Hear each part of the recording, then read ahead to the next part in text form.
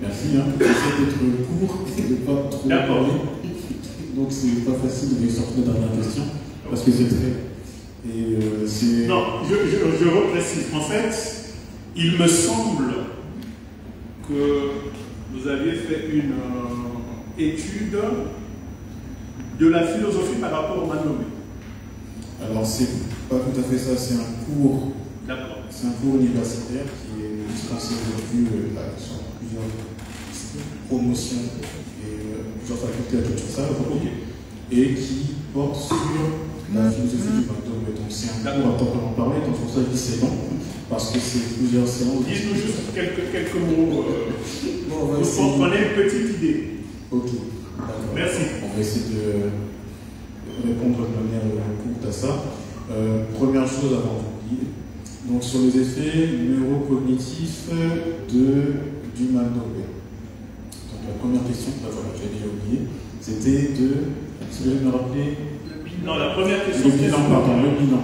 Donc commençons par là, ce sera mon point de vue, puis on verra par la suite le point de vue des autres intervenants. Bon, je ne dirais pas que le bilan puisse être positif aujourd'hui, 30 ans après, au contraire.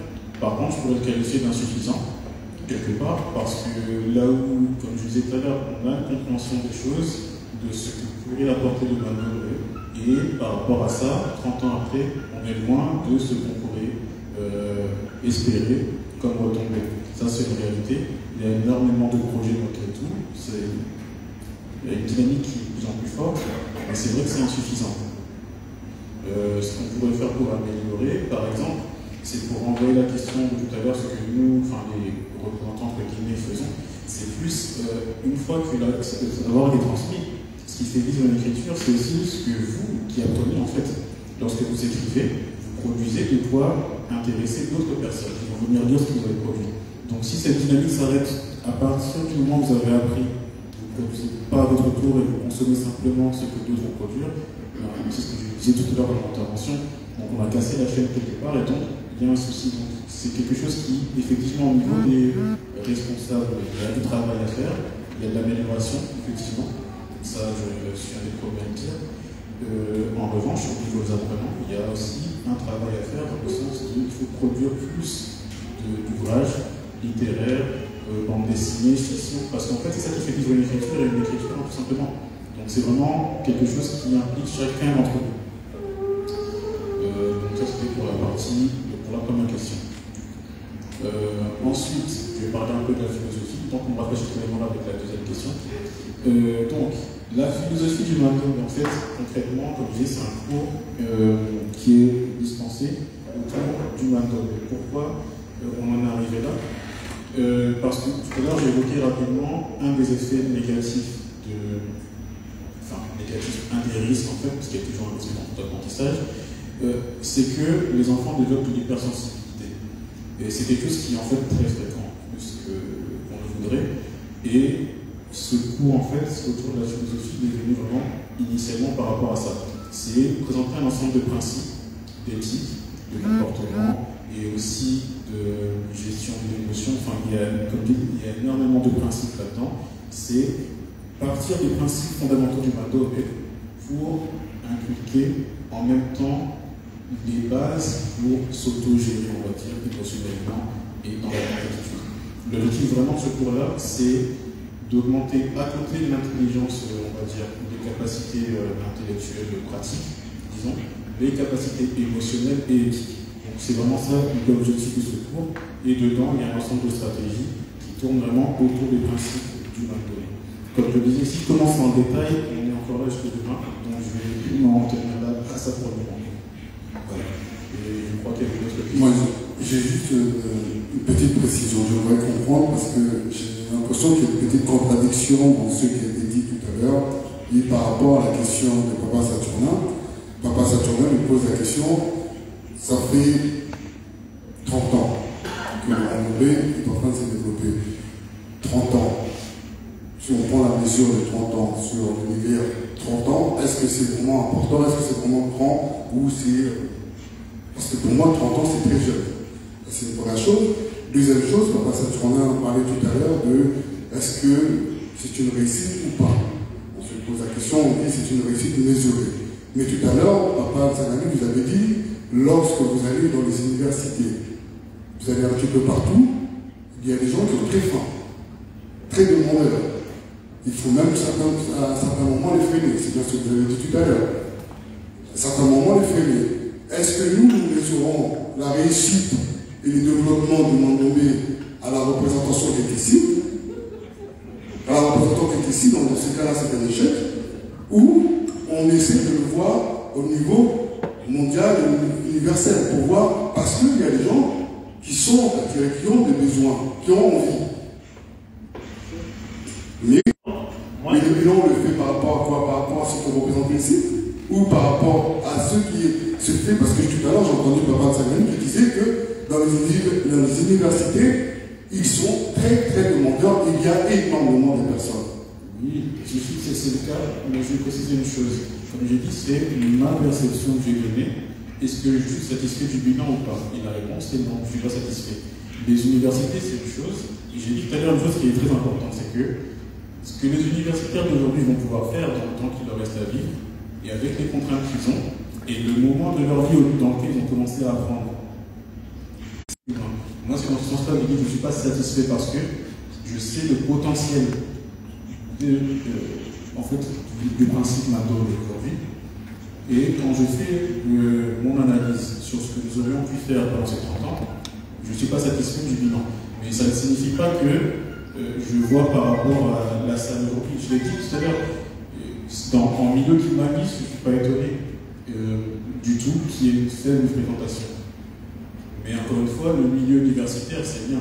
Mais ce n'est pas là l'objectif, parce que les gens qui aujourd'hui sont déjà adultes ont déjà leurs habitudes, leurs objectifs dans la vie, leur état d'esprit déjà impliqué, déjà formaté, on va dire. C'est très différent en termes de ce qu'ils pourront réaliser, de ce que peuvent faire des enfants qui aujourd'hui sont encore dans le début de leur vie et qui ont encore des choses à apprendre.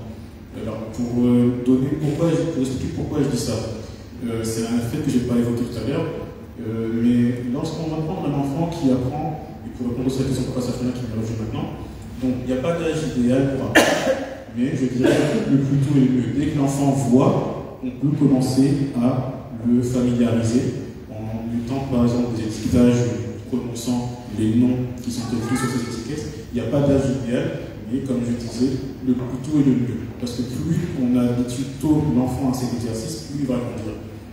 Et plus ça va se développer vite. Il y a des enfants qui apprennent à lire à l'âge de 16 mois parce qu'ils ont été baignés très tôt dedans. Ce n'est pas une obligation, mais il y a des enfants qui ont cette capacité d'acquérir très tôt le langage et la lecture. Donc, pourquoi pas les initier très tôt. Donc, plus on commence tôt, mieux c'est. Mais là où c'est encore plus important, c'est que l'impact chez un enfant et chez un adulte, il est très différent. Un adulte va gagner peut-être, si on mesure sur une échelle d'intelligence classique, peut-être va gagner peut-être avec ce que nos étudiants peuvent avoir comme gain.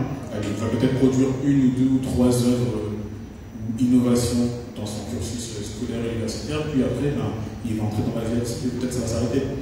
En termes d'intelligence pratique, il va peut-être gagner 10 points de quotient intellectuel. C'est bien pour les chiffres, pour dire voilà, le Congo, l'Afrique a augmenté son niveau intellectuel, mais au final, ça ne se traduira pas dans des effets comme ça nous le fera si on prend des enfants qui ont aujourd'hui 2, 3, 4, 5 ans en maternelle. On les éduque dans ce système-là. Quand ils auront 10, 11, 12 ans, ces enfants-là, aussi étonnant que ça soit, ils ont les capacités d'apprendre des mathématiques de niveau universitaire. On a un paquet d'enfants comme ça aujourd'hui qui ont des diplômes, des certificats, ou qui vont compléter ou complètent des cours de niveau universitaire à l'âge de 6, 7, 8, 9, 10 ans. Donc c'est pas quelque chose d'étonnant. Donc des enfants comme ça, qui à cet âge-là ont un écart aussi important avec ce qu'on attendrait leur niveau d'âge, on leur laisse, et je les laisse évoluer pendant 10, 15, 20 ans, c'est plus du tout le même monde qu'on aura en fait. Donc c'est par rapport à ça que je dis que je ne suis pas satisfait. Parce qu'en 30 ans, on en a fait beaucoup. Merci, Papa Tsangani.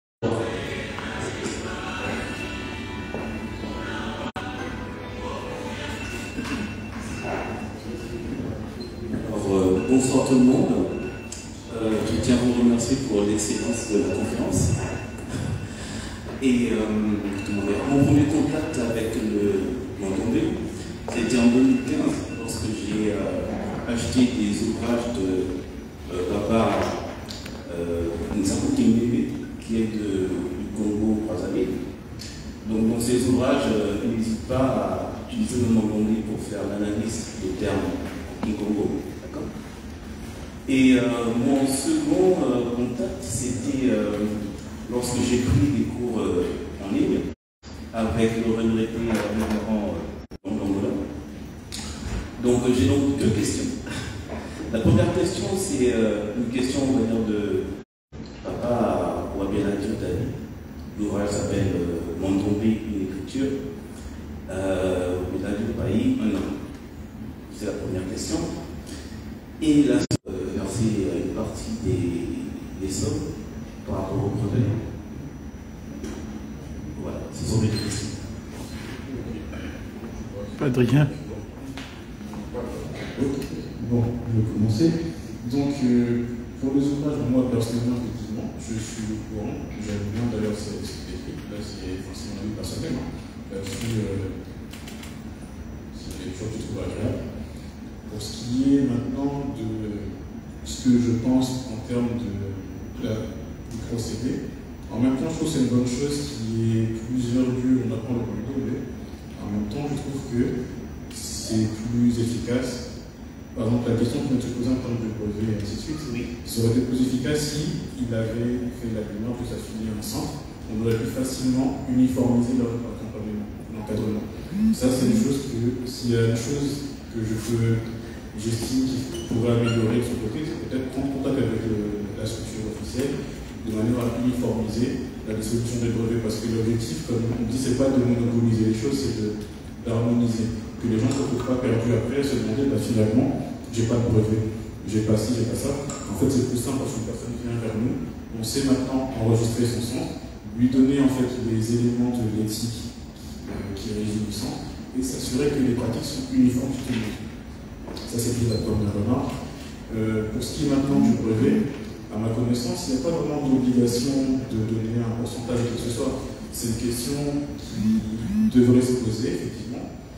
À titre personnel, la recommandation que moi je peux faire, ça serait de se rapprocher de la structure de manière officielle, présenter les différentes réalisations, présenter un plan, un projet, quelque chose, voir si, dans quelle mesure on peut envisager un accompagnement, une aide, quelque chose, et à partir de là, discuter de, voilà, peut-être, c'est quelque chose qui peut être symbolique, qui doit venir à la base de la personne, parce qu'au final, la probabilité qu'il a inventé, n'a pas bénéficié matériellement. C'est-à-dire que c'est quelque chose qui est regrettable parce que c'est la base en fait de tout ce qu'on fait aujourd'hui. Aujourd'hui, si quelque chose peut me retomber dans la poche pour les bandes dessinées, pour les systèmes que je développe, c'est quelque chose qui, dans chaque instant, est dû à ce que lui a fait. Donc, quelque part, ça doit venir de chacun d'entre nous de se dire voilà, j'ai récolté tant, peut-être je peux reverser tel pourcentage de sang à titre d'aide, ou je ne sais pas, m'en rapporter, offrir peut-être gratuitement ou un tarif réduit, promotionnel. Chacun doit voir en fait en fonction de sa propre conscience et de son outil de travail. Moi je pense que c'est comme ça, mais à ma connaissance, au niveau du sang, il n'y a pas de directive officielle que chaque personne doit reverser un pourcentage de ce qu'elle rapporte. Sinon les artistes devraient aussi payer sur ce qu'ils vendent. D'accord. Merci Madame la Présidente. Je reviens d'abord à la première question. Je le dis souvent en cours de Mandongbe. Si Papa Kimbangu et son œuvre appartenaient par exemple à la communauté Louba, les Louba seraient unis pour défendre Papa Kimbangu et son œuvre. Ou Mongo ou ailleurs, ou Sénégalais musulmans, Sénégalais ou Maliens. Il s'avère que nous, le Congo, nous sommes un peuple qui a un territoire et une langue. Donc, un territoire, un peuple et une langue, nous sommes divisés. Si vous allez par exemple la province des Équateurs au Congo, on parle de Mali, une langue, à côté de Nza, de l'autre côté de Maka, Mongo, les gens ne se comprennent pas. Mais quand vous êtes, par exemple, au Congo central, que vous soyez dans le palais du Congo, celui qui est le Bafle, qui parle du qui comprend. Même celui qui parle sans ça, en anglais, vous comprenez. Qui parle celui qui parle d'Ali, à Port-Noir ou à Brazzaville, il vous comprend. Donc, en fait, nous sommes dans une lutte entre entre nous et le Congo. C'est une lutte éminemment spirituelle. Ils ont parlé maintenant. Je ne sais pas si vous avez déjà remarqué ça. Alors, une simple qui même a remonté le bord ici en France. Nous, ce qu'on fait ici, c'est pour, entre guillemets, je dis toujours que c'est culturaliser, c'est un mot que je invente, culturaliser le Mandombe, certifier le Mandombe. Mais les gens qui s'attendent de nous sont en train de spiritualiser le Mandombe. C'est ça le bouquin de cette même. Il prend qui? Il dit c'est l'énergie. Mba, il dit feu. Ngou, il dit mer. C'est pas. Tout le monde il a voté. Donc il écrit des choses à sa façon. Il écrit Mandombe à sa façon, des choses à sa façon. Il veut spiritualiser les choses. Moi j'ai lu, je sais plus. Comme je suis très ouvert dans la connaissance, j'ai lu beaucoup de choses. En fait, il est quand même faire un combat. Combat du combat. Peut-être dans 10-15 ans, je le saurai. C'est ça votre idée. Donc, il veut extirper, effectivement, il veut réduire Mandombe de sa substance originale, va en combat de purifier la nature sacrée. Il veut faire autre chose, en fait. Ce combat existe en France. Deuxième chose, avant d'aller vers la conversation, Bitomoke était avec nous. Et il est parti de l'autre côté. Il a pris les Kimbango qui vient de présenter par Paul. Il va en Suisse. Il s'est retrouvé comme inventeur au salon des inventaires à Genève. On lui donne une médaille d'or et un brevet. On dit, comment se fait-il qu'il reproduit exactement les cours de Kimbango là en Suisse, on a le brevet. On signale ça. Notre supérieur, c'est Papa Sandro Kiaman, il nous dit l'Otikani, on a fait des courriers, on a appelé l'association, il a été posé par l'association des amateurs angolais. On remonte, on a compris d'où il venait. Mais pas de mon dit, on ne fait rien, pas de procédé du tout, à reçoit l'intérêt. Il a eu ses médailles d'or, des inventeurs, des choses qu'il avait inventées. Là, et son diplôme, il est où? C'est où il est. Alors, Mandombe, c'est une œuvre qui est inspirée. Comme on dit toujours, on va enseigner.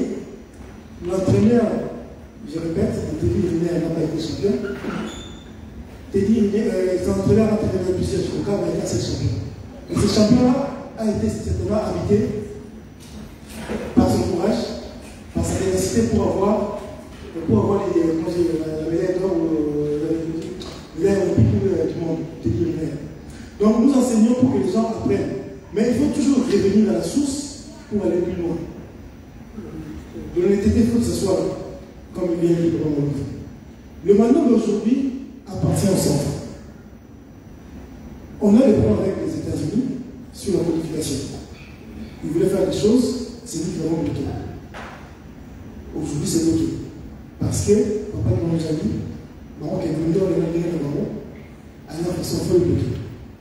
Donc, si vous faites quelque chose, la moindre des choses, c'est de venir auprès des gens qui le font pour uniformiser et puis harmoniser. On ne va pas bloquer les gens. Mais il faut qu'on puisse avancer ensemble. Et si on va dans les désordres, on risque de tout perdre. Tout à fait. On risque de tout perdre. Parce qu'il y a un désordre de la communauté Congo, c'est quatrième. C'est à cause d'un fond spirituel, d'un combat spirituel contre la source. Mais vous le saurez dans les années. Donc, si vous prenez quelque chose, vous pourrez toujours essayer, qu'on harmonise, qu'on uniformise et puis on va harmoniser, qu'on a ensemble pour la libération de l'homme noir. Parce qu'il était venu pour voir, pour que l'homme noir devienne blanc et pour que l'homme blanc devienne noir. Pour nous libérer. Alors, c'est nous, en fait, qui rétablit la libération parce que c'est combat spirituellement. Je peux évoluer, mais moi je m'arrête là pour l'instant. Okay. Merci pour le Juste une précision.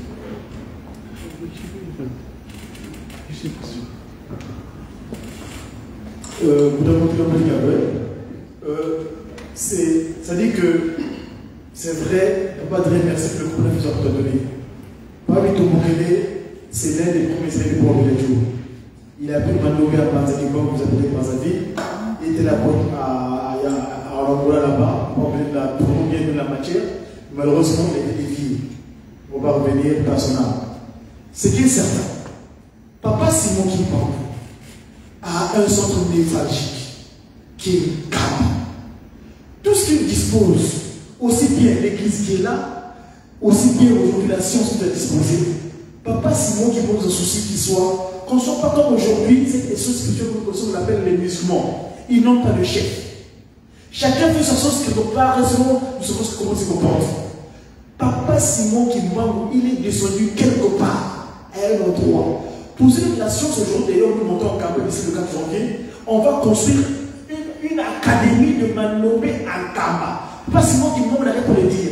Si vous avez des choses, vous attendez. Et c'est ici, c'est moi qui vais vous guider, en quelque sorte. Donc les gens qui ont quelque part, dans leur petit coin, ils apprennent le Mandomé, ils ont fait leur sauce. Ça va se nous retarder. Ce qui est certain, c'est que le serpent de Moïse va avaler tous les serpents de Pharaon. Au nom de Dieu, merci, Papa Roger, pour cette question. Est-ce que nous avons encore des questions dans la salle? Ah, Papa Saturne.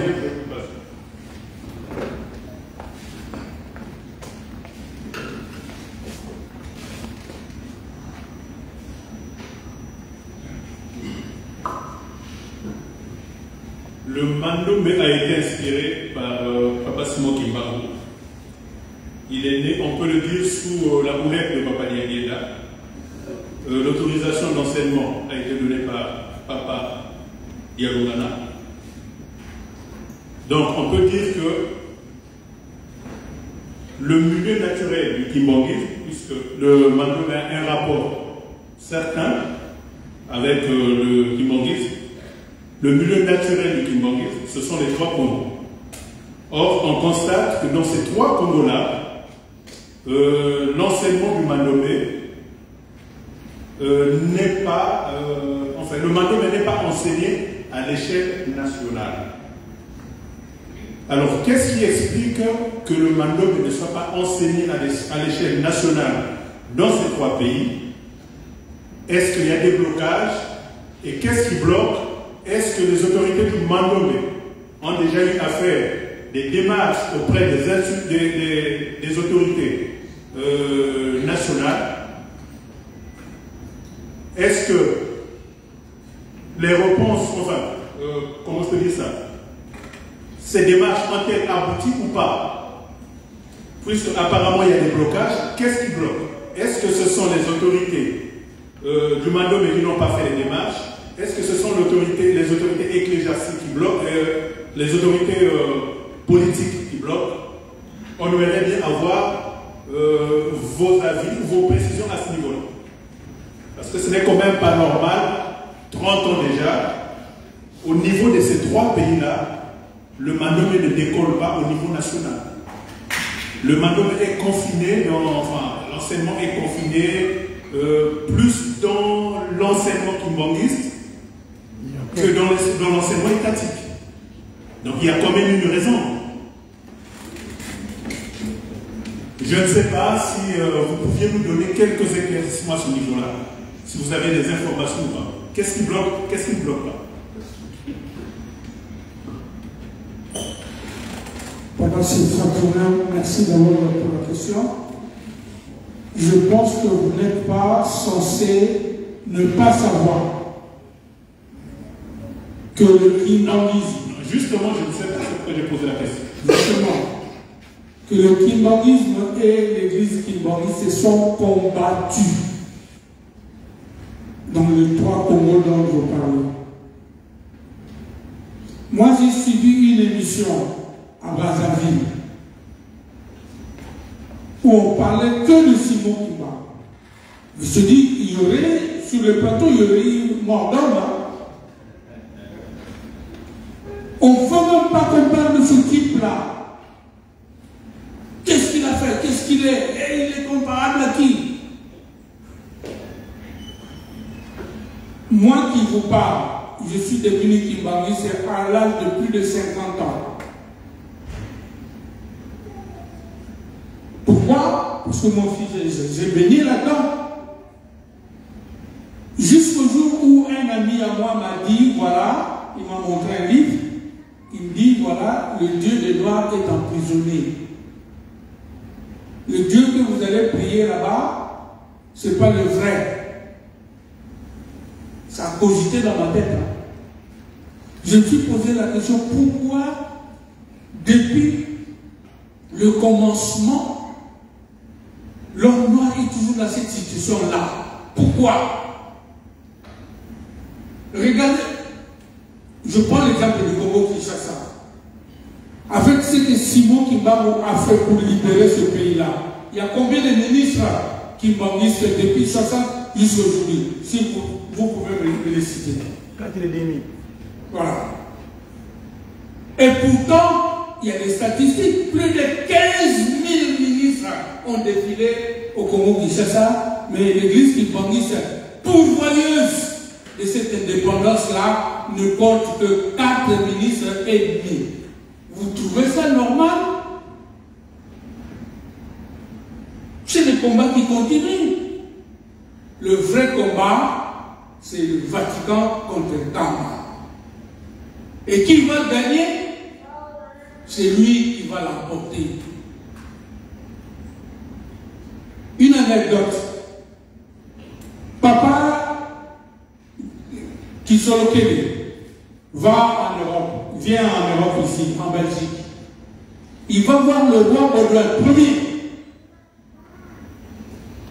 Il est sorti premier des lauréats des intellectuels qui sont venus faire un concours ici entre le Rwanda, le Burundi et le Congo-Kinshasa. Papa Kisolokele est sorti premier. Et le roi était curieux pour le voir, le jeune Kisolokele. Lui, il a cru ne voir qu'un intellectuel qui est sorti premier. Or, il avait affaire au fils aîné de Simon Kimbangu. Qu'est-ce qu'il lui a dit, le petit-fils là? Il dit, oui, Sa Majesté, mais mon père m'envoie vers vous.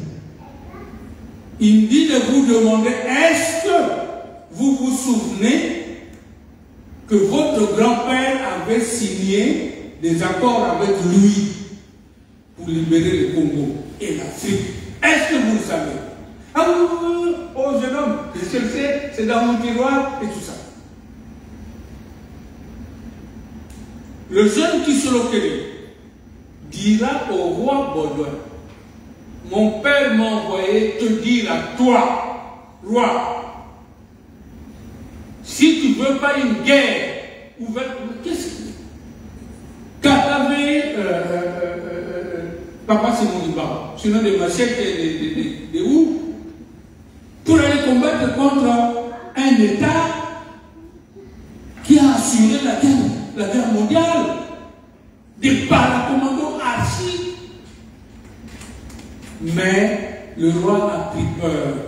Pourquoi? Parce qu'il lui a dit, si tu veux, il y aura la guerre entre toi ou entre vous, les Belges et mon père. C'est lui qui gagnera le Congo. Et quand Papa Simon Kimbangu est décédé, tout de suite, la Belgique a mis le truc de côté. C'est là les événements du 4 janvier 1959. Moi, j'ai assisté à ça. J'ai un ami à moi qui n'est pas venu ici, Njokumu. Il était dans un village dans le Bandundu. Ils ont vu Papa Simon Kimbangu débarquer dans ITB, un bateau. Quelqu'un qui est décédé en 1951, mais qui, en 1959, apparaît dans ce village-là. Il demande à un gars, il dit, va voir M. X, dis-lui que c'est Simon Kimbangu qui t'appelle. Le gars lui dit, bon, Simon Kimbangu, on est allé appeler le gars est venu. Effectivement, c'était Simon Kimbangu. Il a fêté chez eux, à la maison, Papa Njokumu. Je prie avec lui ensemble. Papa Njokumu avait 8 ans. Il me dit, nous avons passé la fête de bonne année. Le micro. Plus proche. Micro proche. Plus proche. Plus proche. Non. Non. Tiens, micro. Donc, en bref, avant de partir le matin, rentrer dans l'ITB dans le bateau, il leur dit, voilà, je pars pour Kinshasa. C'était le 1er janvier. Il dit, je pars pour Kinshasa, j'arrive à Kinshasa le 3 janvier. Le 4 janvier, ce sera un dimanche. Si vous avez des transistors radio, mettez-les sur vos oreilles. Vous apprendrez ce que moi je veux faire de Belges à Kinshasa. Je veux démontrer aux Belges qui sont faibles par rapport à moi, Kimba. C'est les événements du 4 janvier 1959. Avec 2 soldats seulement. Armageddon. Je dis bien 2 soldats seulement. Il y a un qui est resté en retrait. Il y a 2 qui ont participé. Et il y a 6 autres qui sont restés chez Papa Dengue là à Mongodo. Ils ont paniqué les Belges.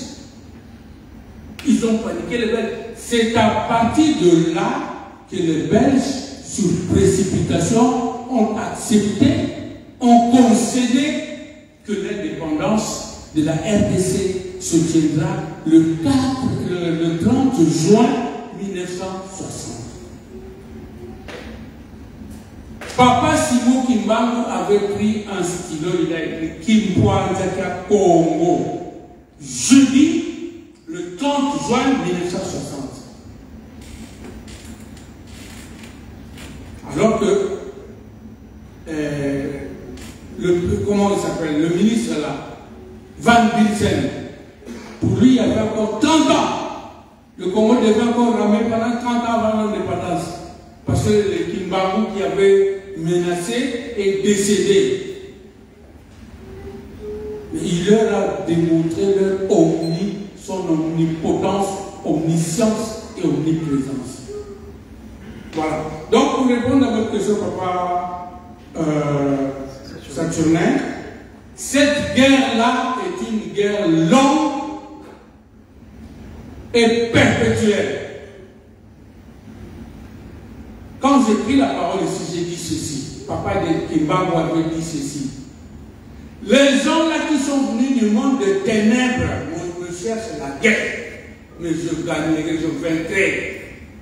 Donc, l'homme noir deviendra blanc et l'homme blanc deviendra noir, y compris dans l'écriture Mandombe. Je ne sais pas si je me suis bien exprimé. Merci beaucoup, révérend, pour cette réponse. Merci beaucoup. En son temps, Papa Saturnin, Papa Abela Kio avait mené beaucoup de démarches au niveau de l'État congolais. Des fois, il écrivait pour que son courrier aille soit dans une commission interministérielle entre le ministère de l'Éducation et la recherche scientifique. Mais un mois après, quand il revient, on lui dit quoi? Ton courrier se trouve encore à la fonction publique. Je suis un voix d'eau. Il envoie un courrier au ministère de l'Éducation pour qu'il traite ça ensemble avec le ministère de l'Agriculture et de la recherche scientifique. Mais on dit qu'on attend la réponse du ministère de la fonction publique. Aucun rapport. Ça dit quoi? On va bloquer le dossier. Bloquer le dossier. Donc les gens qui sont en face de nous ne sont pas les nôtres. On a fait, il y a beaucoup de marques dans ce sens-là. Alors, il a failli attendre le professeur Machar Boumamba, ministre de la recherche scientifique, pour avoir compris l'impression Mandombe. Et c'est lui, grâce à lui, que Papa a bien reçu le docteur Ostaoza. Et puis, toujours sous l'impression du professeur Machar Boumamba, il a monté 4 chaires, on va besoin bien de parler, 4 chaires dans les 4 universités congolaises, l'université de Kimbangu, l'université de Kinshasa, l'université de Bachi et l'université de Sami. Donc nous continuons à nous battre. Alors, ayant compris que si on passe par le ministère sera pour 2 ans, 3 ans, 4 ans, 5 ans, ils partent. Et le plus souvent, on a des ministres qui, comme s'ils sont dictés de l'Occident, nommés par l'Occident. Donc la stratégie consiste à quoi? Il faut passer par les secrétariats des ministères. Car le secrétariat, c'est une administration, il est en vie. Les gens sont pendant des années. Ils peuvent rester là jusqu'à un mois, en fait, les gens, le secrétariat. Mais quand on passe par le ministère, dossier bloqué d'office. Qui bloque? C'est les gens qui veulent que la nation congolaise, qu'on parle de francs congolais. Est-ce que les francs congolais, c'est des rapports avec nous? Francs. Aujourd'hui, une monnaie africaine congolaise qui s'appelle franc. Ce sont les gens qui veulent que la nation qui est toujours la langue officielle au Congo, le français. La langue officielle en Angola, le portugais. La langue officielle en Guinée équatoriale, l'espagnol. Donc ces gens-là sont des acolytes des gens qui nous combattent. Donc ils sont combattus par nos frères, même si on fait les démarches administratives concernant Mandongo.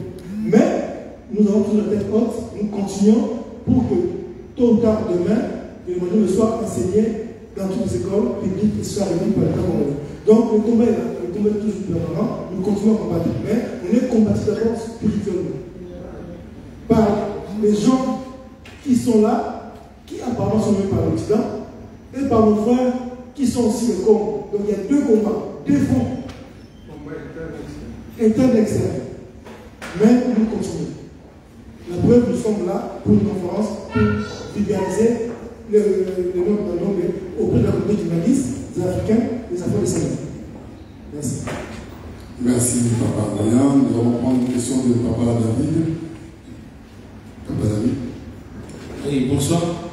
En fait, je n'ai pas une question, mais c'est pour peut-être aussi compléter ce que les intervenants ont dit. Parce que la question du Mandongo qui est resté dans un carton, quelque chose qui Maurice, est revenue 4 fois.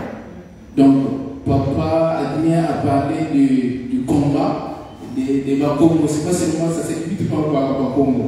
On peut dire seulement c'est l'homme noir. L'homme noir a un problème de comprendre sa destinée. Quand la prophétie de Papa Simon Kimbangu qui avait dit l'homme noir deviendra blanc, l'homme noir deviendra noir, et Papa Simon Kimbangu parlait de l'élévation future de l'homme noir. Or, l'homme noir en question ne se connaît pas, il ne connaît pas sa destinée. Même nous, moi je me souviens de l'année, la période où Papa Wabela était en France ici. Et on était à Saint-Denis, on lui avait donné la parole quand il dispensait les cours à la biche lui-même.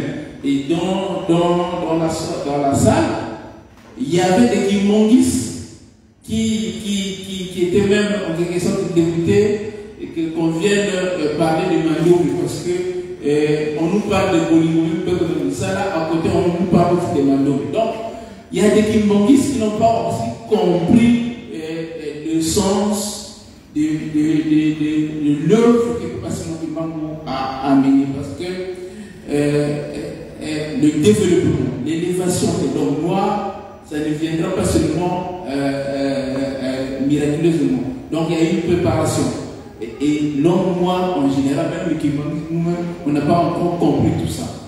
Donc l'élévation de l'homme noir, il y a déjà un véhicule qui est le Mandongo de la science qui est caché là-dedans et nous-mêmes on n'a pas encore compris. Donc c'est le combat qui est perpétuel à nous tous. Déjà, l'homme noir ne sait pas que dans l'avenir qu'il a la destinée de l'humanité. Il est l'enceinte de l'humanité qui a permis le pouvoir de créer, d'inventer. Et normalement, Papa Simon, avec l'événement de Papa Simon Kimbangu, il doit retrouver ce pouvoir-là de créer et d'inventer, mais il n'est pas conscient de tout ça. Donc, même nous, le Kimbangu, on n'est pas conscient, l'homme noir en général, il n'est pas conscient, donc le combat ne se limite pas seulement au Bakongo. Donc, on va parler de l'homme noir en général. Donc, notre mission est aussi de faire comprendre aux gens quelle est notre destinée et quelle est la mission de Papa Simon Kimbangu. Et voilà, donc comment on va s'en sortir. En réalité, c'est ça. C'est là où nous sommes bloqués.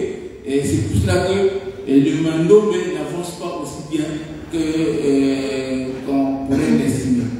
dans le milieu kimbongiste, je le répète, je me souviens, c'est dans un culte kimbongiste, un kimbongiste qui en quelque sorte, il ne voulait même plus entendre le témoignage de Papa Wabena, donc qui motivait les gens à venir suivre le cours de Mandombe à la Biche. Donc, c'est le combat de nous tous. Notre devoir, c'est de faire comprendre aux gens que l'homme noir a une destinée. Cette destinée, c'est d'être élevé et de retrouver l'esprit de la création qu'on avait perdu. Et donc, et ça, on doit se préparer. Donc, ça se passe d'une manière spirituellement et d'une manière intellectuellement du côté de Mandombe. Donc, il n'y a aucune science qui est déconnectée de la spiritualité. Toute science est liée à une énergie spirituelle. Donc, la mission de Papa Simon Kimbangu, c'est de restaurer. Restaurer, c'est-à-dire qu'on doit retrouver les capacités qu'on avait perdues et la puissance, les connaissances et la suprématie qu'on avait perdue. Donc, tout ça, ça doit passer aussi par la science, et la science, c'est le Mandombe, mais on n'a pas encore compris. Donc, le combat est le nôtre, on doit continuer à divulguer et à s'approprier de cette science. Merci, c'était le message que je voulais passer. Merci. Merci, Papa David.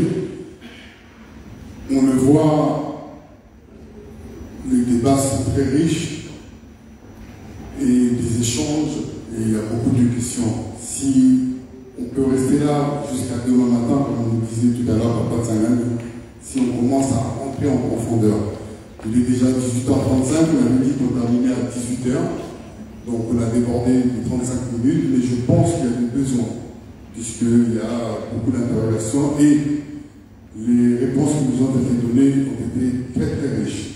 Nous remercions les intervenants, Papa Adrien, le révérend Maloudi, Papa Tsangani, Papa Paul, pour le travail qu'ils ont fait pour nous transmettre aujourd'hui ce goût, cette envie d'aller s'inscrire au cours de Mandombe. Et n'oublions pas le professeur Nameki qui était avec nous en direct à Kinshasa et qui nous a beaucoup apporté aussi. Je pense que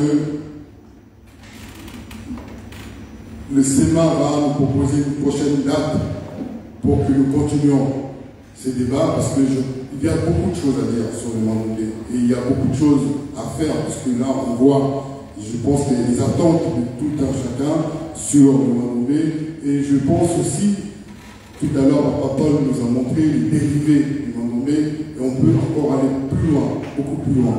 Donc vraiment il y a besoin que nous continuions ce travail et ces conférences pour qu'on puisse vraiment apprendre sur le Mandombe. Je voulais juste vous dire, vous avez le livre d'or. Nous sommes venus, nous avons passé l'après-midi ensemble, nous avons suivi la conférence. Il serait bien que chacun puisse mettre un petit mot, faire des propositions. Des propositions pour que nous puissions, pour la prochaine conférence de débat, voir sur quel sujet vous souhaiterez que nous abordons. Vous pouvez écrire, faire des propositions là-dessus, dire ce qui vous a plu et apporter évidemment des corrections sur ce qui n'a pas été dit ou ce que vous souhaitez que soit dit la prochaine fois. Donc, on va venir parler de Mandombe que Papa Godi va nous chanter tout à l'heure. Donc, je disais, vous avez donc le livre d'or qui sera à entrée et vous avez aussi, n'oublions pas, toute une bibliographie qui est en vente là, où on peut déjà nous-mêmes apprendre sur le Mandombe. Donc vous avez beaucoup de livres qui sont là-bas. Il y a la carte bleue, pour ceux qui n'ont pas d'espèces. Il y a la machine à carte bleue, il y a les espèces, il y a tout ce qu'il faut. Papa, oui. Une petite contribution de 2 minutes. C'est une précision importante sur la question que c'est Papa qui avait posée sur la grille Kone. Alors, la précision que je voulais apporter, c'est celle-ci. En dehors des 2 éléments que Papa Wabeladi avait découvert sur le mur de briques, c'est-à-dire le Papoudoumou de Pelekete, tous les autres éléments constitutifs du Mandombe, avec laquelle il a réussi à faire les combinaisons, il les a tirés de la grille Kondi. Voilà, donc c'est ça toute l'importance de la grille Kondi. Merci. Merci Papa Sortuna pour cette précision. On va s'arrêter parce que sinon on va continuer. Alors, juste aussi une dernière précision, vous avez du café. Vous avez du café, de boissons qui restent, des sandwichs qui restent pour ceux qui souhaitent avant de partir. Donc nous n'oublions pas, nous avons les livres qui sont là-bas, donc la carte bleue est acceptée et les espèces, et le livre d'or, s'il vous plaît. On a besoin de vos contributions et vraiment de tout ce que vous allez nous proposer pour la prochaine conférence. Donc nous remercions les conférenciers pour le travail qu'ils ont fait. Donc je pense qu'on va les applaudir très fort. Et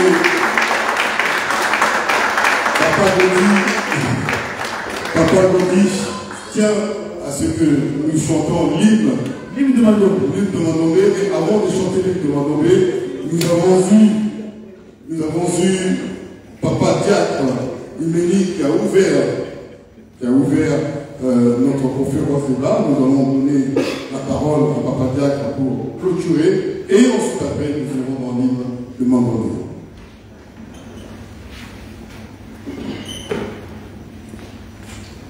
En tout cas, nous tenons sincèrement à remercier tous nos intervenants, en tout cas tous ceux qui se sont remis là, parce qu'il y en a besoin. De Monaki, Papa Nabiso, nous avons vu que Papa Wabeladio nous a quittés. Et nous devons dire que Oumélade pour et continue. Et puis, de notre côté, la chose qui va être très importante, comme le souhait il a été mis ici, c'est que chacun de nous prenons conscience de cette œuvre dont nous disposons, de cette richesse, quitte à nous simplement de l'exploiter pour être, comme on dirait, riche à tous les niveaux. Quand je dis riche à tous les niveaux, nous avons, dans ma Nabiso, nous avons la richesse. Spirituellement, nous avons cette richesse-là. Et aujourd'hui, cette écriture dont nous disposons, elle ne cherche que des gens qui doivent œuvrer pour cela, pour son développement et notre épanouissement. Sauf que nous à la bateau, l'eau, qui monte, qui donc voilà, regardez, autour le bas. Merci en tout cas du temps dont nous avons disposé. Que le Seigneur soit loué. En tout cas, comme nous sommes ici à la paroisse de Montreuil, nous remercions en tout cas tout le monde pour notre participation. En tout cas, nous en terminons là. Je remets la parole, en tout cas, à Papa. Alors, l'hymne, c'est Papa. L'hymne de Mandombe. Merci, Papa Diacre. Alors, l'hymne de Mandombe. Cette chanson-là, c'est l'hymnologie du mondisme, mais Papa Wabeladio avait choisi pour l'hymne de Mandombe. On va tout chanter certains beaux instruments. C'est qui dit Wautunakia, Tata Zambi Utubandi, 1, 2. C'est qui dit Wautunakia, Tata Zambi Utubandi, Mula Wedi, Fumutwa Tambudi, Mwamutie Kafilike Fumu, Sungula Mutetori Yakobo, Iti Yasilulu Yautukila Tumwa. Yangalala, Afrika udunge ukembelwa, nani watanza mu Afrika, mulenda utuno pevuluzi, egwetakija kwesoka pabitungi nyanzo, ewa mutadike titungulwenzo, kanda nyanzo na wa mutu banzulu. Tata Zambi tukutote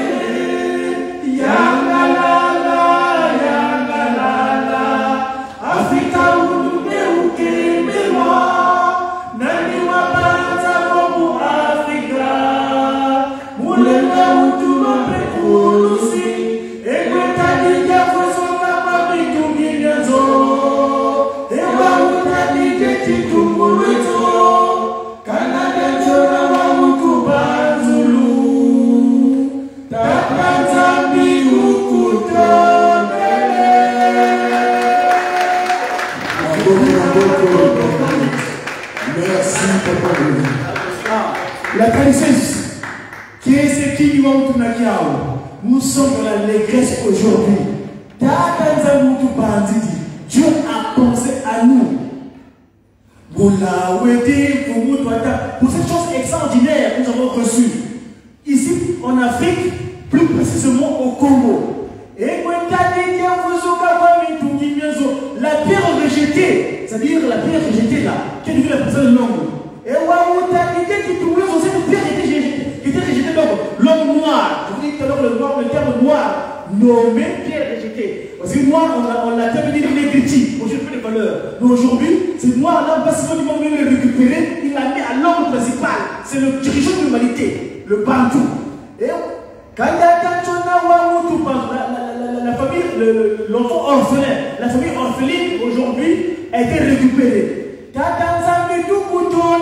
remercions Dieu pour cela. Voilà un peu en résumé ce qu'on dit que nous pouvons grâce à la sauce Nabodo. Merci, merci.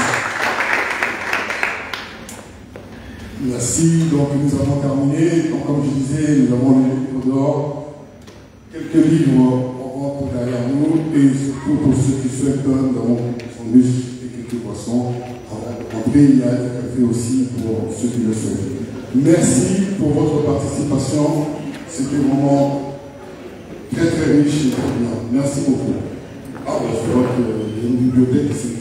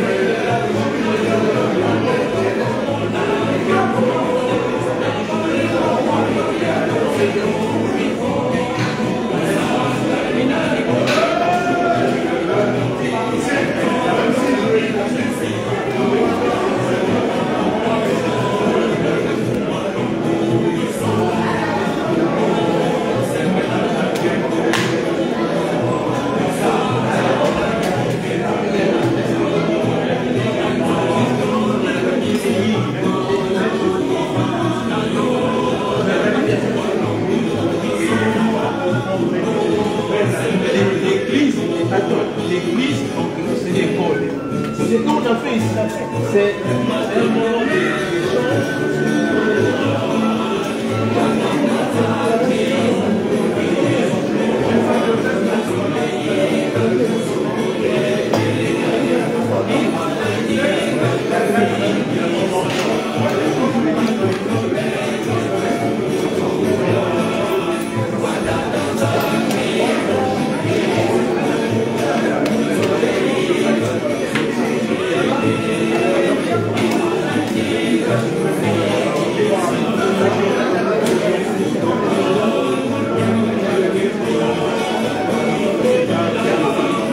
les awal.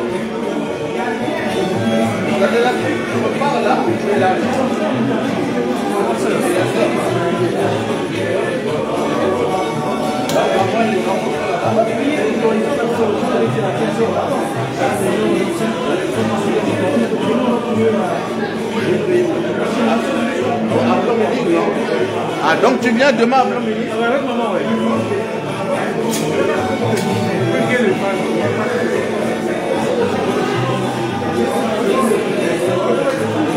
Voilà mes chers amis, la conférence sur le Mandongbe a pris fin. On a eu donc ce travail de débat, d'échange sur le Mandongbe. Voilà, une fois de plus, merci à vous et bonne soirée sur le Mandongbe.